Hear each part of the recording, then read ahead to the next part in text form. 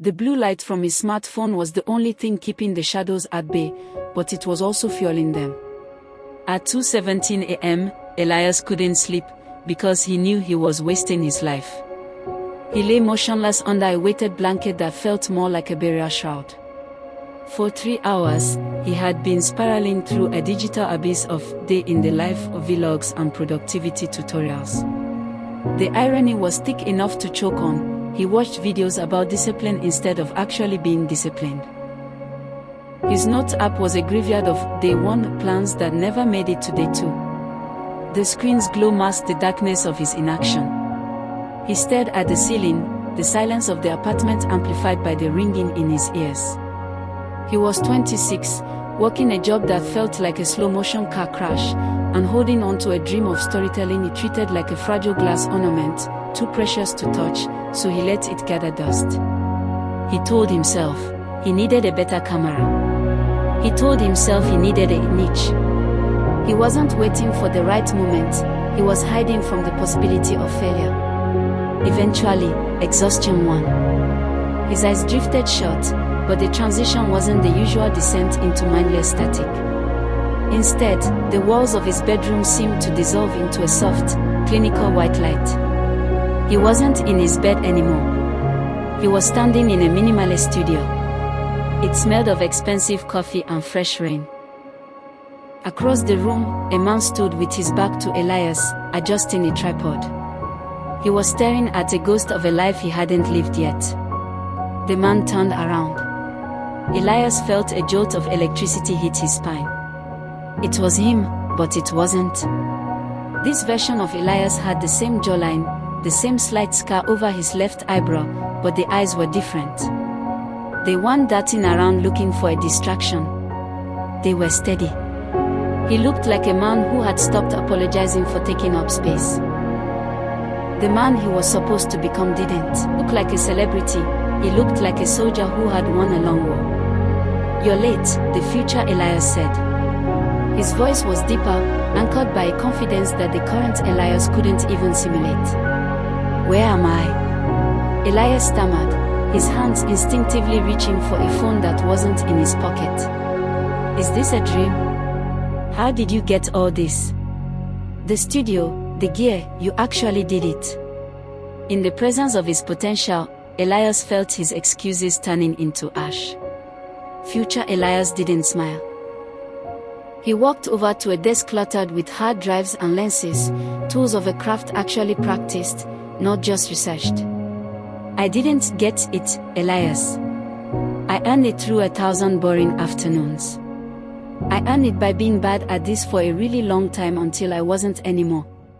Success isn't a lightning strike, it's a slow burn fire fueled by the things you'd rather not do." Elias looked at his own hands. They were shaking. "I've been planning," he defended weakly. "I have a 12-page strategy for the first season. I'm just waiting for the right lighting kit to go on sale. I want it to be perfect. If I put something out and it's bad, then I'm just another failure." He realized he was more afraid of being bad than he was of being nothing. The future Elias laughed, and it wasn't the kind sound. It was the laugh of someone who had seen through his own bullshit. "Perfect. Look at this," he said, pointing to a framed thumbnail on the wall. It was a grainy, poorly lit video with an awkward title. "That was our first upload. It's objectively terrible. The audio echoes, and I looked like I wanted to throw up. But if I hadn't posted that trash, I wouldn't be standing in this room. The path to be great is paved with good enough, and at least I finished it." Current Elias looked at the floor. "I'm just not ready. I don't feel like a creator yet. I feel like an imposter." Future Elias stepped closer, his presence heavy and undeniable. He placed a hand on his younger self's shoulder. "The secret you're looking for doesn't exist. There is no moment where the imposter syndrome disappears. You just get used to it. The difference between the version who wins and the version who watches is the courage to be seen trying." "So what's the trick?" Elias whispered. How do I become you? What's the one thing I'm missing? Is it a routine? A morning habit? A specific book? The future Elias leaned in, his gaze piercing through the dream logic of the room. The difference between us? I started before I was ready. He didn't need more information, he needed more scars from the arena. The words hit Elias like a physical blow. He had spent years gathering readiness like it was a currency he could eventually trade for success. He realized now that readiness was a mirage. The closer you walk toward it, the further it recedes. Waiting for the perfect moment is just a socially acceptable way of quitting. You're going to wake up in a few seconds, future Elias said, turning back to his camera. The room will be dark. You feel that familiar urge to check your notifications. You feel the weight of your own anxiety telling you to go back to sleep and try again next Monday. But remember this, I am waiting for you. And the only way I exist is if you go be bad at this today. The future is a hostage held by your current fears. Elias felt the white room begin to flicker. The smell of coffee faded, replaced by the stale air of his bedroom. Wait! Elias shouted. What if I fail anyway? Future Elias didn't look back. You're already failing by default. At least if you try, you have a vote in the outcome. The dream ended, but the confrontation was just beginning. Elias snapped awake. 2:44 a.m. His heart was drumming against his ribs. The silence of the room felt different now, less like a vacuum and more like a blank canvas. He reached for his phone. His thumb hovered over the Instagram icon, the muscle memory of a decade screaming at him to seek the dopamine hit of a scroll. He realized that his phone was a slot machine where the only thing he was gambling with was his time. He didn't open the app. Instead, he held the icon down until it jiggled and hit delete. Then he did it to TikTok. Then YouTube. The screen looked hollow, stripped of its colorful distractions. He felt a wave of nausea. Without the noise, he was forced to hear his own thoughts. He wasn't deleting apps, he was clearing the wreckage from his own runway. He got out of bed. His feet hit the cold hardwood floor, a sharp, physical reminder that he was alive and in the present. He didn't turn on the lights. He sat at his desk, the one covered in unpaid bills and half-empty water bottles. He opened his laptop. The bright white of a blank document felt like the studio in his dream. The most dangerous weapon in the world is a man with nothing left to lose on a blank page. He grabbed his camera, the inferior one he had complained about for months. He didn't check his hair.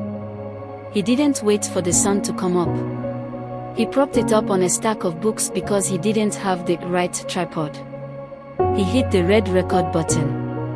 He didn't wait for the feeling of confidence to arrive, he acted until it had no choice but to show up. Hi, he said to the lens, his voice cracking slightly in the dark room. My name is Elias. I've spent 3 years waiting to be ready to make this video. I just realized that ready is a lie. So, this is me being unprepared. This is me being bad at this. This is day 1. He finally understood that the first step isn't about the height of the climb, but the direction of the feet. He spoke for 10 minutes. He didn't edit out the stammers.